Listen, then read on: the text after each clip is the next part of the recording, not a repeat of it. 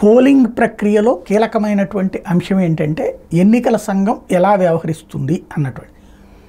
ఎన్నికల సంఘం వాస్తవంగా రూల్ ఏంటంటే అసాంఘిక శక్తులకి ఎన్నికల విధుల్లో పాల్గొననీయకూడదు. కానీ ఇప్పుడు ఒక విచిత్రమైనటువంటి ఆదేశాలు ఇచ్చింది ఆంధ్రప్రదేశ్లో. పోలింగ్ ఏజెంట్ల నియామక ప్రక్రియకి సంబంధించిన ఆదేశాల్లో పోలింగ్ ఏజెంట్ల నియామక లిస్టు సాధారణంగా ఇదివరకటి రోజుల్లో రిటర్నింగ్ అధికారికి ఇవ్వాలి. దాని మీద వాళ్ళు ఒక ఐడెంటిటీ కార్డు ఇస్తారు, అవి తీసుకునే పోలింగ్ బూత్లోకి వెళ్ళాలి. కానీ దాన్ని తొలగించేసింది ఎన్నికల సంఘం. పోలింగ్ తేదీ రోజున ప్రిసైడింగ్ ఆఫీసర్కి ఇస్తే చాలట పోలింగ్ ఏజెంటు తమ వివరాలు సమర్పించి నేరుగా విధులకు హాజరవచ్చట. పోలింగ్ ఏజెంట్లు గతంలో చేసినట్టు ఏజెంట్లకు పోలీస్ రిటర్నింగ్ అధికారి వెరిఫికేషన్ ఆమోదం అవసరం లేదట. గతంలో ఏంటంటే ముందు పోలీసులకు ఇస్తే వాళ్ళు అసాంఘిక శక్తులు ఏంటనేది పోలీసులు నివేదిక ఉండేది. ఇప్పుడు అది అవసరమే లేదట. పోలింగ్ ఏజెంట్ల విషయంలో అధికార దుర్వినియోగం జరగకుండా ఆదేశాలు ఇచ్చిందని చెప్పి దీన్ని కవర్ చేసుకొచ్చేటువంటి దరిద్ర పరిస్థితి.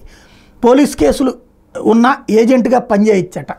పోలీసులకి అభ్యంతరాలు తెలిపే అధికారం కూడా లేదు. ఇది కాబట్టి రౌడీ షీటర్లు, హంతకులు, నేరుగా కత్తులు పట్టుకు తిరిగేటటువంటి వాళ్ళు ఇప్పుడు డైరెక్ట్గా పోలింగ్ ఏజెంట్లుగా కూర్చోవచ్చు. మరి అది ఫెయిర్ పాలిటిక్స్, ఫెయిర్ ఎలక్షన్స్ ఎట్లా అవుతుందో అర్థం కావట్లేదు.